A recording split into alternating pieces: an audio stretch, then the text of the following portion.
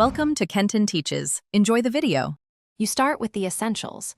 Make sure your device is plugged in and you have an administrator account because recovery needs elevated rights. Once ready, open Start, go to Settings, then System and Recovery, find Advanced Startup and click Restart Now. This triggers Windows to reboot into the Windows recovery environment.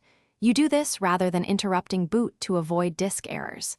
Make sure any unsaved work is closed before you proceed, because Restart Now reboots immediately into the recovery interface. Once in WinRe, choose Troubleshoot to see the recovery tools and why they matter. Select advanced options for startup repair, system restore, uninstall updates, or command prompt depending on your goal. Use startup repair to fix boot configuration errors automatically. Choose system restore when you need to roll back to a known good point. If you choose command prompt, remember drive letters can shift in recovery, so verify paths before running disk or BCD commands.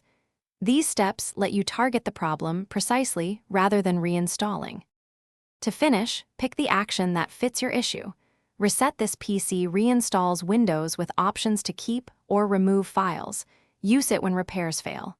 Once the selected process completes, choose Continue to exit WinRe and boot back into Windows 11. Make sure to reconnect peripherals if needed for drivers and verify system stability.